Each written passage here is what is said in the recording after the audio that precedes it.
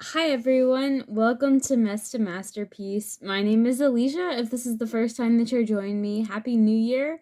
What an exciting adventure it is to be starting 2022. And the Lord has been teaching me so much, and so I just cannot wait to hop into this new season and to share this word that He has been teaching me. And so, the adventures have been pretty vast since we last chatted. It's been a while since I've made a video, and especially since God miraculously healed me. It's been wild, let me just tell you.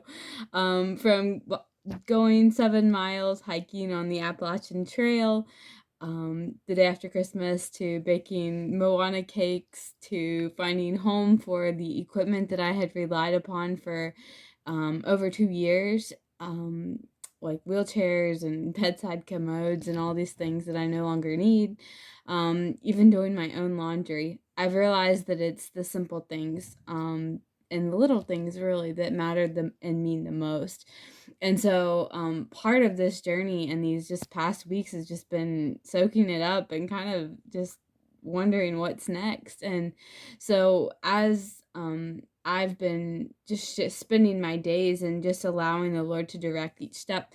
One of the days last week, it was beautiful outside, and so I decided that I was going to venture out, and our leaves in our yard here hadn't gotten blown yet, and so I was like, okay, I'll just, have a couple hours this afternoon and go outside. So I was just blowing the leaves, doing my thing, listening to music, and it was amazing because we have a big yard. And so as I was blowing the leaves, I realized how much leaves there actually are. Like, I went blue for hours and it didn't look like I put a dent in it. But also I realized that once I got to the ground beneath, that it was just dark and dead underneath all of those leaves. And so they forgot. Basically, the ground was so buried, and even the bottom of the leaf pile was so buried it didn't remember what the light looked like. But I noticed that once I, raked the leaves or blew the leaves or whatever, that the grass that was underneath started to come back to life. It looked better. Even like the next day, I walk out and was doing more of the yard and noticed how much perkier that the grass looked just from a day of not having all of that weight on it. Yeah. And I don't know about you, but I know it's so true in my life, and I've seen the effects, and positively and negatively, but our hearts are the same.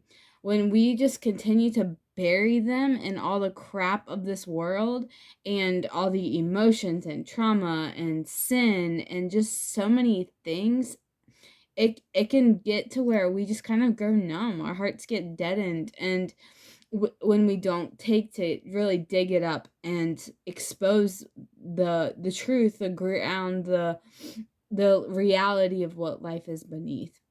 Our brains and our bodies, the more that I've researched and listening to podcasts and things like that, our bodies are so amazingly complex, and they store that trauma, and they store that just dysfunction, and they store the emotions, and they store the toxic thought patterns and things like that.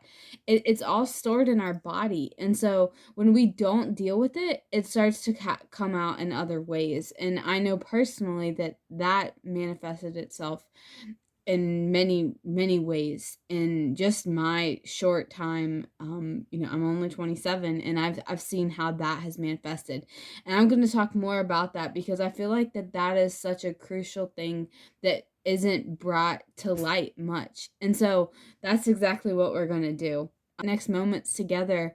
I really want to figure out, what do we do? We have all this dark parts in our lives, and how do we deal with it? We don't even know where to start. So as I was going through this process, and the Lord taught me this lesson through the leaves, and then was in scripture, he brought me to Ephesians chapter 5, and there's so much good stuff in Ephesians, of course the whole Bible, but I've been really camping out in Ephesians these past several months. And so there's just so much truth, and it's written in such a clear way that I hope that it's able to help you too, and really been able to identify your next step.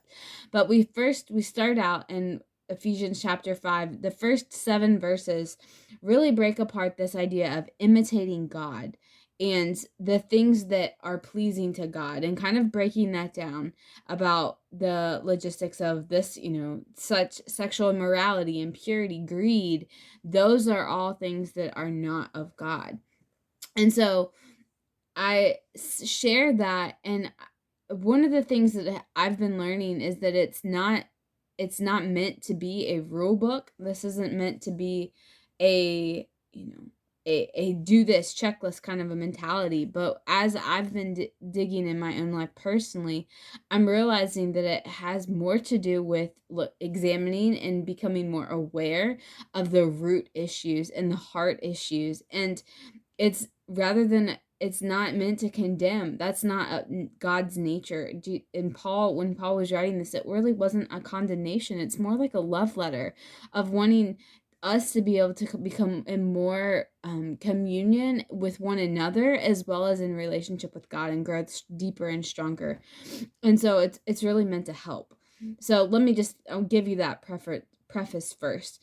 But it all starts, so as we talk about this idea of imitating God, that means that bringing this awareness. And I want to think us to think about it. We have to kind of like recalibrate or hit refresh, when you get on a computer screen or a phone screen or whatever, and you have to hit that refresh button. It's almost like we need to recalibrate our lives, recalibrate our hearts with the light as our source. We have to examine our motives, examine our foundation. What do we believe? Who are we wanting to be like? Is it more Jesus or the world? And yeah, we might say, oh yeah, I want to be more like Jesus, but what does our lives actually reflect? What's the fruit? What does that show? Is it that we're trying to please all these people? And trust me, I'm saying this is what God is teaching me, because that's totally been me.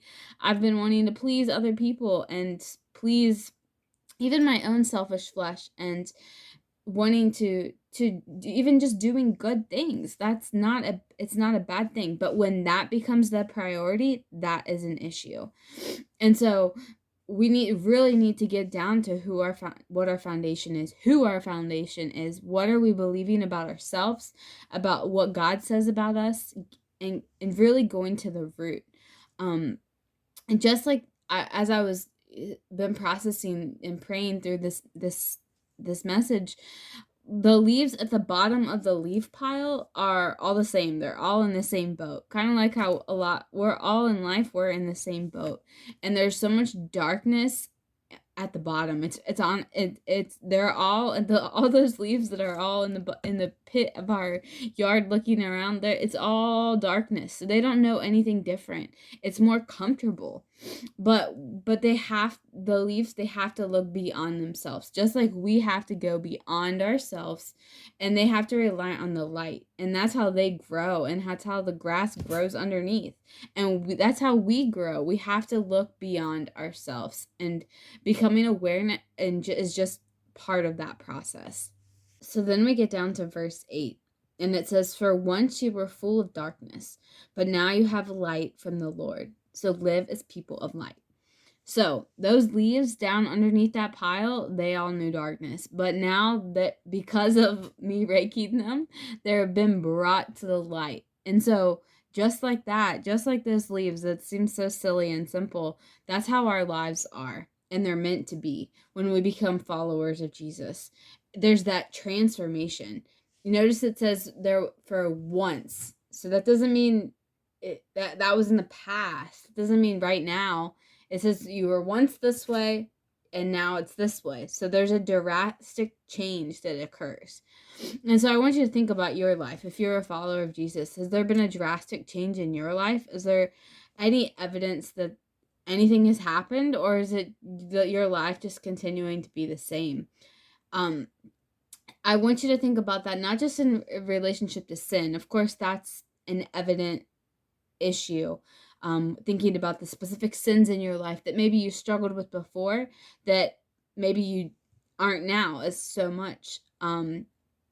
But even more than deeper than the sin issues, I want you to think about the trauma or the pain or the emotions or the dreams that you were stuck in or ignoring, or maybe you just completely ran from, that you didn't.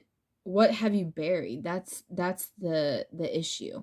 For me, that there I have so much that I completely just buried away, and it wasn't until my body, I physically got sick and wasn't able to move and wasn't having strokes at 24 and having all these issues until I finally started to look inside, and that has brought the most healing. And I wish that I would have done that long ago. So hear it from me now. If you are in a place, no matter if you're 10 or 50 or 80 or anywhere in between, no matter where you find yourself in your life, it's not too late to try to dig up what has been buried in your life. And you might think, oh, I don't have too much. Well, and you might not. That's a great thing if you don't. But most of us do. Most of us have events that have occurred in our lives that maybe aren't, the most, traumatic, and when we think of in sense of the word, but there's a lot of little things, that friend that didn't call you back, or the person that made fun of you, or the job that let you go, or different words that have been spoken over you or to you that really can put a damper on our spirits and cause us to think a certain way about ourselves and other people and even God. And so I just really want to challenge you to start digging those up.